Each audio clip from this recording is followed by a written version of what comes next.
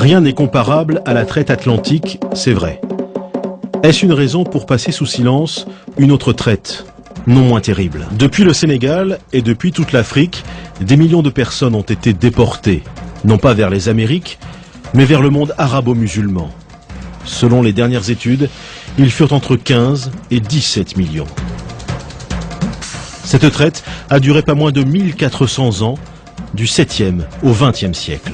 Une traite pourtant réduite à quelques légers pointillés sur la carte de l'UNESCO, alors même que d'éminents historiens travaillent sur cette question.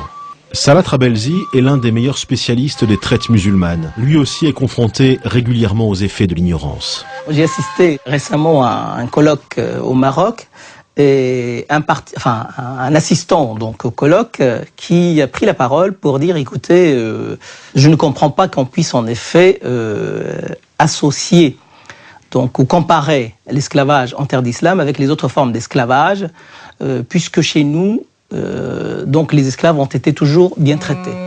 L'esclavage fut pratiqué depuis la nuit des temps par tous les peuples, égyptiens, romains ou grecs. Mais alors qu'en Occident, le christianisme y met fin, le monde arabe, lui, perpétue cette tradition. Au 7e siècle, tout s'accélère avec l'arrivée de l'islam et les conquêtes des troupes musulmanes qui contrôlent rapidement de larges territoires. On sait que justement, dès le début de l'islam, la crise ou la pénurie de main-d'œuvre était criante et que là aussi, la conquête donc avait aussi comme motif, parmi les motifs de la conquête, il y avait aussi ce besoin de capturer des hommes et d'en faire des esclaves, d'en faire justement une main-d'œuvre donc susceptible d'être engagée dans les différents chantiers donc qui allaient être mis en place. À partir du 7e siècle, dans l'ensemble du monde musulman, les esclaves sont très vite omniprésents. Leur place est même plus importante qu'on ne l'a longtemps pensé, loin des clichés sur les courtisanes ou les serviteurs des sultans.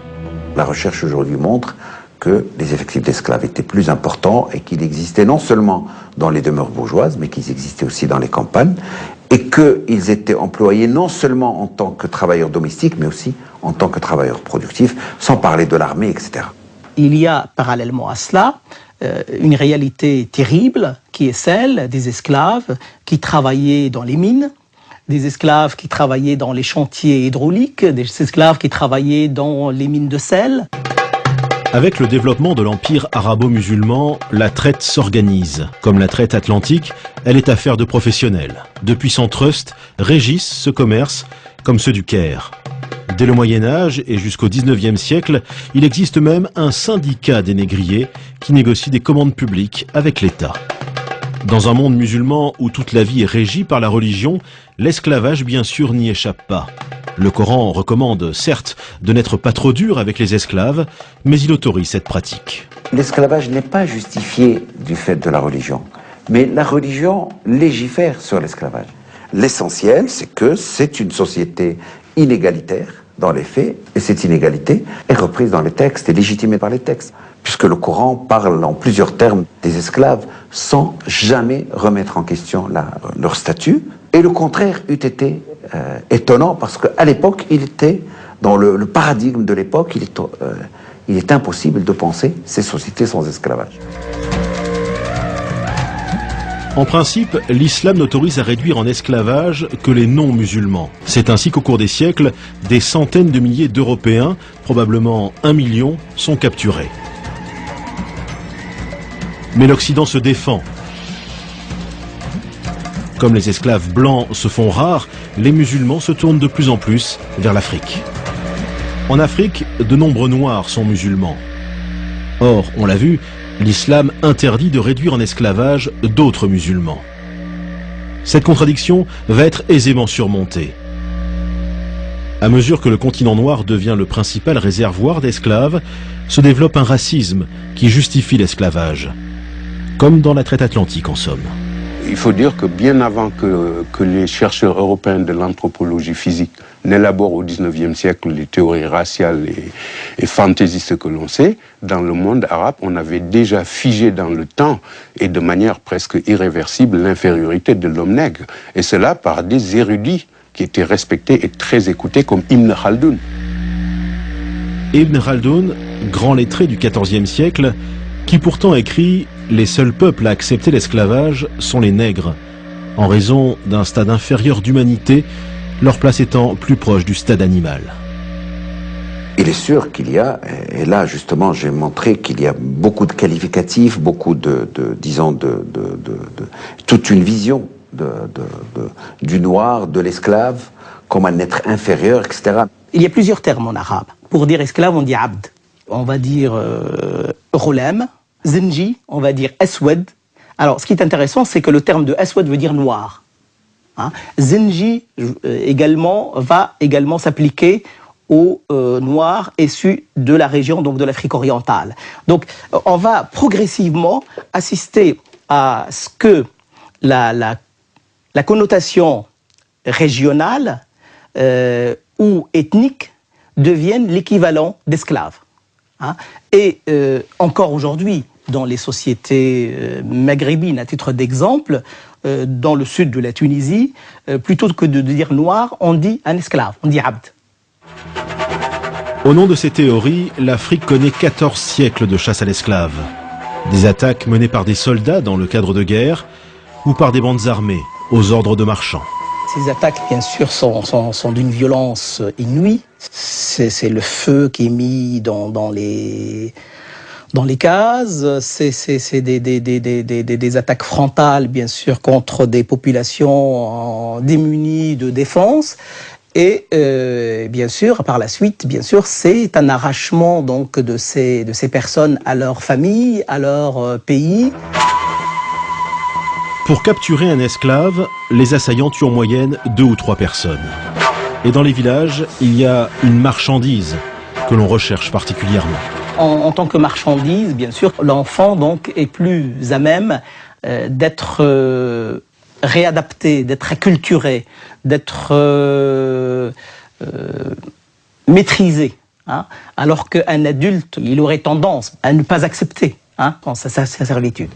Pendant plus de 1400 ans, la traite suit quasiment les mêmes chemins. Si la route de l'Atlantique a laissé des traces dans l'histoire, le Sahara, lui, a effacé celle des esclaves. 7 millions de personnes y auraient transité sous la conduite de négriers appelés des galabes, des bouviers. On ne distingue pas les esclaves des troupeaux d'animaux. Seuls ceux qui étaient en très bonne santé donc, pouvaient arriver donc, au terme de la caravane. 20 à 30% des captifs succombent. Une mortalité qui approche celle de la traite atlantique. Les survivants arrivent vers les marchés aux esclaves du Caire, de Bagdad, d'Istanbul, de la Mecque ou de Tombouctou. Là, une partie d'entre eux subit une terrible opération, la castration. Ce qui est triste à dire, c'est que les ateliers de castration, c'est que la nature de l'opération elle-même est une opération qui, malheureusement, donc, laisse très peu de chance pour l'enfant châtré. Donc, l'espoir de survie de l'enfant sont quand même assez minimes. Les opérations de castration faisaient périr entre 70 et 80%. Ça vous donne une idée du massacre. Ce qui explique le prix très élevé également de l'eunuque sur les marchés.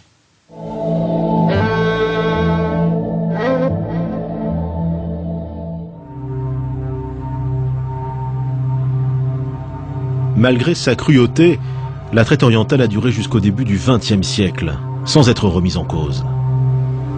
On passe alors des dessins à la photographie. En 1880, des voyageurs anglais découvrent et photographient ces bateaux chargés d'esclaves. Ces photos prises à la fin du XIXe siècle donnent une idée d'une pratique ancestrale.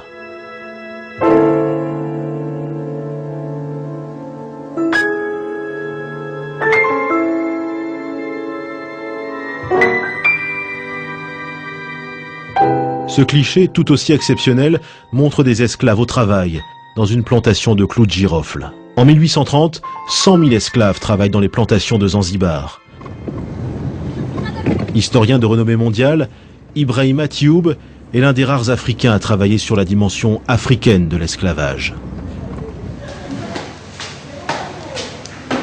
L'un des rares a pointé la responsabilité d'Africains dans les deux traites, orientale et atlantique. Est-ce à dire que les esclaves tombaient du ciel? Il a bien fallu les produire.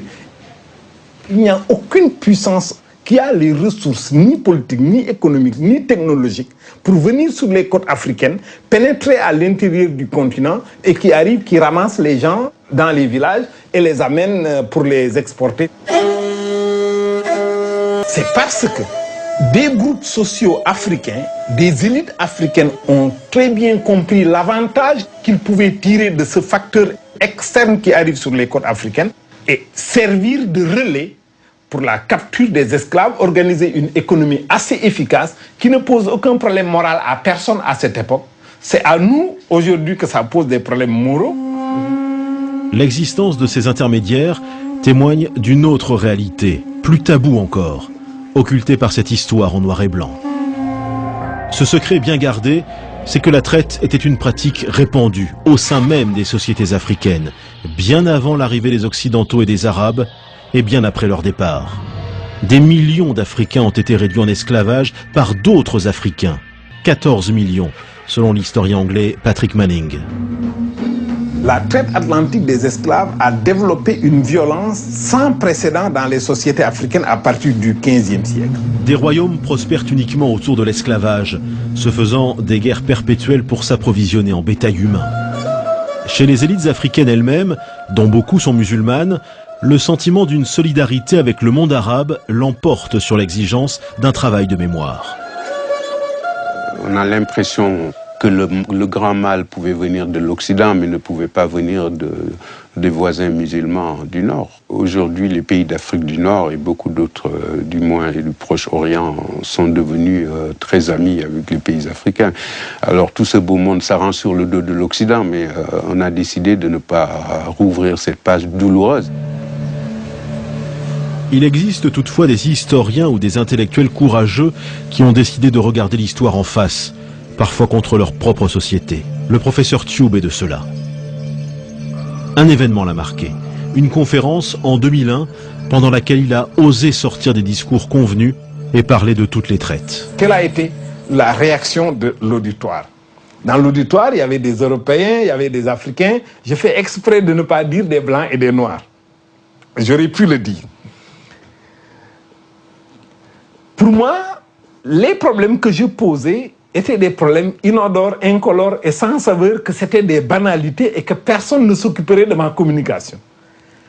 La réaction de la salle, en tout cas du côté des Africains, a été d'une violence à laquelle je ne m'attendais pas du tout. Je ne savais pas que c'était aussi chaud et aussi violent. Le sujet que j'abordais, c'était d'une sensibilité, d'une telle sensibilité. Franchement, je n'en étais pas conscient. Mais j'ai senti que dans la salle, il y en a qui se sont levés pour dire que ce que vous racontez, c'est des histoires, vous allez trop vite. Mais je n'ai entendu aucune critique réelle de ma communication, une critique scientifique. Mais ce qui me l'explique, c'est ceci. C'est que quand j'ai terminé mon exposé à Bamako, qu'il y a eu cette réaction violente, mais peu scientifique, mais plutôt réaction épidermique à ma communication, quand je suis sorti de la salle, des Africains sont venus me voir. Ils n'étaient pas très nombreux, mais quand même c'est assez représentatif de quelque chose pour me dire, vous savez, ce que vous dites là, c'est vrai, vous avez raison, qu'on doit explorer cet aspect des choses, mais il ne faut pas le dire devant les Blancs. Et les Européens sont venus me voir, en aparté toujours, pour me dire félicitations, monsieur. Je pense exactement la même chose que vous. Vous êtes très courageux de le dire, mais je n'ose pas le dire parce qu'on va m'accuser de raciste. Après avoir écouté ces deux positions que je comprends très bien, je me suis dit, mais où sont les historiens? Il est grand temps de prendre le taureau par les cornes. Ibrahima Tube raconte sans doute une histoire trop complexe pour une époque qui a besoin de vérités simples. Une époque où la peur rend aveugle. Une peur comme un contre-coup d'une histoire tourmentée dont les plaies ne sont pas refermées.